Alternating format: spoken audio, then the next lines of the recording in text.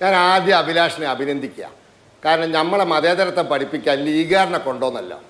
എന്താ ലീഗാരാ കാഞ്ഞങ്ങാട്ട് വിളിച്ച മുദ്രാവാക്യം എന്താ ലീഗാര്? അമ്പലത്തിൽ പച്ചയ്ക്ക് കത്തിച്ച് കെട്ടിത്തൂക്കി കത്തിക്കുന്നു അല്ലേ? എന്താ കെ എം ഷാജി പറഞ്ഞത്? ഞങ്ങൾ സമുദായ പാർട്ടിയാ, സമുദായത്തിലെ താല്പര്യം സംരക്ഷിക്കാൻ നിൽക്കുന്ന പാർട്ടിയാണ്. നിങ്ങൾ ആ ചാനലിൽ വന്ന് മതേതരത്വം പറയുന്നത്. പിന്നെ ഹാഗിയ സോഫിയയിൽ തുർക്കിൻ്റെ കൂടെ നിന്ന കമ്പനിയല്ലേ ഇന്ത്യൻ യൂണിയൻ മുസ്ലിം ലീഗ്? ഹാഗിയ സോഫിയയിൽ തുർക്കിൻ്റെ കൂടെയല്ലേ നിങ്ങൾ പ്രസ്താവന ഇറക്കി? തുർക്കി ഇന്ത്യക്കെതിരെ പ്രവർത്തിക്കുന്ന രാജ്യമല്ലേ? ആ രാജ്യത്തെ പിന്തുണച്ചോരാ നിങ്ങൾ വലിയ വർത്താനം പറയല്ലേ? നിങ്ങളെ പഴയ ചരിത്രത്തിലേക്കൊന്നും ഞാൻ പോകുന്നില്ല. കൂട്ടി വന്നിട്ട് ആയിക്കോട്ടെ, അത് ഞാൻ തീരുമാനിക്കും. ഓ ഇനി മറുപടി പറഞ്ഞോ? പഴയ ചരിത്രം ഞാനും എണ്ണും കേട്ടോ. ഇന്ത്യ മുതൽ ഞാൻ തുടങ്ങും. നിക്കട്ടെ, ഞാൻ പറയട്ടെ. അതുകൊണ്ട് ഈ രാജ്യത്ത് കോൺഗ്രസ് ഇങ്ങനെ തുമ്പും വാലില്ലാണ്ടാവാൻ കാരണം എന്താ? ഈ ഗതികേടിലെത്താൻ കാരണം എന്താ അറിയോ? നിങ്ങളെ കൂട്ടുപിടിച്ചിട്ടാ കാലാകാലം നിങ്ങളെ കൂട്ടുപിടിച്ചതിനെ കൊണ്ടാ വടക്കേ ഇന്ത്യയിൽ കോൺഗ്രസ് തുമ്പും വാലും ഇല്ലാണ്ടായത്. നിങ്ങളെ കൊടി വെക്കണ്ടെന്ന് പറഞ്ഞ ഗതികേട് കോൺഗ്രസിന് ഉണ്ടായില്ലേ? ഇവിടെ മുസ്ലിം ലീഗിന്റെ കൊടിയായിട്ട് വരണ്ടെന്ന് പറയേണ്ട ഗതികേട് കോൺഗ്രസിന് ഉണ്ടായില്ലേ? നിങ്ങളെ കൂട്ടുപിടിച്ചില്ല. ഞാൻ ഇന്ത്യയിലെ ക്രൈസ്തവർ നേരിടുന്ന ആക്രമണങ്ങളെ കുറിച്ച് ചോദിക്കുമ്പോൾ അങ്ങ് അതിനെ ഒന്ന് സ്പർശിക്കുകയെങ്കിലും ചെയ്യൂ. ഇതൊക്കെ തന്നെയാണ് നിങ്ങളെ പ്രശ്നം. ഞാൻ ചോദിക്കുന്ന ചോദ്യങ്ങളെ ഒന്ന് സ്പർശിക്കുകയെങ്കിലും ചെയ്യൂ. കൊണ്ടോന്ന ഓ അതന്നെയാ പറഞ്ഞത്. ഇതിലും വലിയ ചോദ്യങ്ങൾ ചോദിച്ചിരുന്നു. മഹാത്മാഗാന്ധി മരിച്ചപ്പോ നിരോധിക്കപ്പെട്ട സംഘടനയുടെ പേരെന്താ? ആ ചോദ്യത്തിന് ഉത്തരം പറ. മഹാത്മാഗാന്ധി മരിച്ചപ്പോ നിരോധിക്കപ്പെട്ട സംഘടനയുടെ പേരെന്താ? RSS ആണ് മഹാത്മാഗാന്ധിനെ കൊന്നു. എന്തായി? എന്തൊക്കെ നിങ്ങൾ ഇവിടെ പടച്ചു വിട്ടു? ജനങ്ങൾ ചുരുട്ടിക്കൂട്ടി ഒരു അവസരം തരുമോ? മഹാത്മാഗാന്ധിയുടെ കൊലപാതകത്തിൽ ജീവപര്യന്തം ശിക്ഷയ്ക്ക് വിധേയനായതിനു ശേഷം പുറത്തിറങ്ങിയ ഗോപാൽ ഗോഡ്സെ ഞങ്ങള് എല്ലാ കാലത്തും RSSകാരായിരുന്നു, ഞങ്ങൾ RSSലാണ് ജീവിച്ചത്. അന്ന് ഗോൾവാൾക്കർക്ക് ഒരു ബുദ്ധിമുട്ടുണ്ടാവാതിരിക്കാൻ വേണ്ടി കോടതിയിൽ ഞങ്ങളത് പറഞ്ഞില്ല എന്നേ ഉള്ളൂ എന്ന് പറഞ്ഞിട്ടുണ്ടല്ലോ. റെക്കോർഡാണ്. പണിയൊക്കെ ഫുള്ളായി. ഗോപാൽ ഗോഡ്സെ ഒരു പുസ്തകം എഴുതിയിട്ടുണ്ട്, എന്തിനാണ് മഹാത്മാഗാന്ധിയെ കൊന്നതെന്ന്. ആ പുസ്തകം പ്രിന്റായിട്ട് പ്രസിദ്ധീകരിക്കുന്നുണ്ട്. അതിൽ പറയുന്നുണ്ട് എവിടെ എന്തായിരുന്നു രാഷ്ട്രീയ അഫിലിയേഷൻ ഒക്കെ. ഇതൊക്കെ വായിക്കുന്ന ആളുകൾക്ക് അറിയാം. നിങ്ങൾ എടുത്ത കൊട്ടേഷന്റെ ആത്മാർത്ഥയൊക്കെ ആയി. മതി. നിങ്ങളുടെ ഓരോറ്റ വസ്തുതയ്ക്ക് മറുപടി ഇല്ല. ഏതെങ്കിലും ഒരു കാര്യത്തിന് ഒന്നുകിൽ ഗാന്ധിയുടെ വധം, നമുക്ക് ഏത് വിഷയവും ചർച്ച, ഒന്നുകിൽ ഗാന്ധിയുടെ വധം, അതല്ലെങ്കിൽ ക്രിസ്ത്യാനികൾ രാജ്യത്ത് ആക്രമിക്കപ്പെടുന്നത്. അങ്ങ് ഒരു ചോദ്യത്തിനെങ്കിലും ഉത്തരം പറയൂ സാർ. ഒരു ചോദ്യത്തിന്.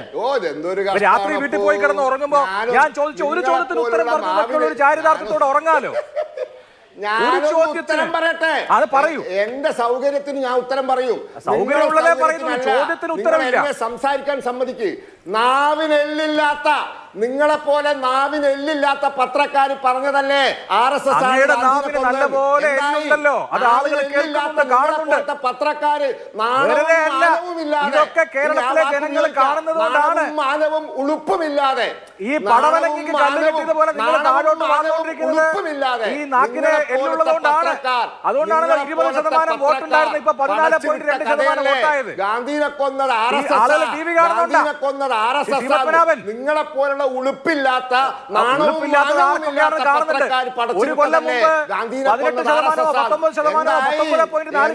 വോട്ടുണ്ടായിരുന്നു, ഇപ്പൊ 14% ആയല്ലോ.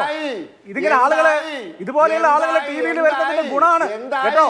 ഈ പടവലങ്ങിക്ക് കല്ല് കെട്ടിയത് പോലെ താഴേക്ക് വളരുന്നുണ്ടല്ലോ വോട്ട് ശതമാനത്തിന്റെ കണക്കൊക്കെ വരുമ്പോ. ഇതുപോലെയുള്ള ആളുകളെ TV പോണോണ്ടാ. രാജീവ് ചന്ദ്രശേഖരൻ മനസ്സിലാവുമായിരിക്കും. കോൺഗ്രസ് ഗുജറാത്തിൽ കുപ്പത്തൊട്ടിയിലായി. കോൺഗ്രസ് അരവിന്ദ് കേജ്രിവാൾ കുപ്പത്തൊട്ടിയിലായി.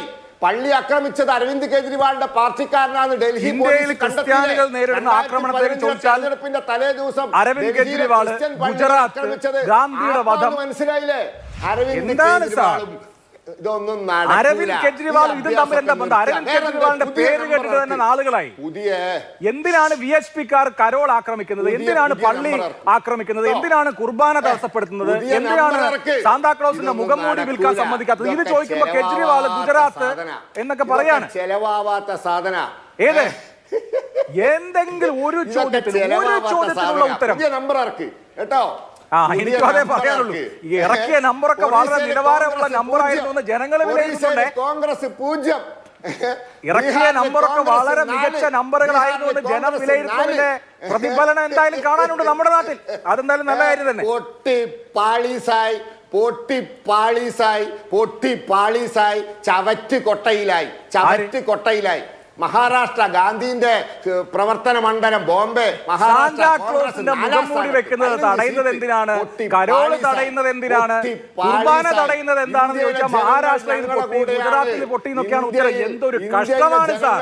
നിങ്ങൾ പറയുന്നതല്ല വിശ്വസിക്കുന്നത് ജനങ്ങൾ. കെന്നഡി ഇതിൽ നന്നായിട്ട് ഡിഫെൻഡ് ചെയ്യുന്നുണ്ട്. ഞാൻ അദ്ദേഹത്തിലേക്ക് പോകുന്നതായിരിക്കും നല്ലത്. ഞങ്ങൾ പറയുന്നതാണ് ഈ സ്ഥിതിവിശേഷത്തെ കുറച്ചുകൂടി ഇന്ത്യയിലെ ജനങ്ങൾ കെന്നഡി ഡിഫെൻഡ് ചെയ്യുന്നുണ്ടെന്നാണ് എനിക്ക് തോന്നുന്നത്. അങ്ങനെ എന്തായാലും ഗുജറാത്തിന്റെയും മഹാരാഷ്ട്രയുടെയും ഉദ്ദണ്ഡപൂരിന്റെ ഒന്നും കാര്യം പറയുന്നില്ല. നുണകളല്ല ജനങ്ങൾ വിശ്വസിക്കുന്നത്. ശരി ആവട്ടെ. ഞങ്ങൾ പറയുന്നതാ വിശ്വസിക്കുന്നത്. ശരി ആവട്ടെ. ജനതയുടെ മുമ്പിൽ ഒരു വിലയില്ല. നുണ പറയുന്നവന് ചവറ്റുകൊട്ടയാണ് സ്ഥാനം. അതെ മനസ്സിലായി. ഞാൻ നേരത്തെ പറഞ്ഞല്ലോ, കേരളത്തിലെ അവസ്ഥ പറഞ്ഞല്ലോ. 20% വോട്ടുണ്ടായിരുന്നു ലോക്സഭാ തെരഞ്ഞെടുപ്പ് കഴിഞ്ഞപ്പോ. ഗുജറാത്തിലെ കോൺഗ്രസിന്റെ അവസ്ഥയാണ് നിങ്ങളുടെ അവസ്ഥ. ശരി ആവട്ടെ. ഇനി കഴിഞ്ഞു അവസരം കഴിഞ്ഞു. ജയിച്ചത് 13 അവസരം കഴിഞ്ഞു. ശരി ഫാദർ. ജയിച്ചത് അവസാനമായിട്ട് കോൺഗ്രസ് ഗുജറാത്തിൽ എപ്പോഴെങ്കിലും ജയിക്കട്ടെ, അതല്ലല്ലോ നമ്മുടെ വിഷയം.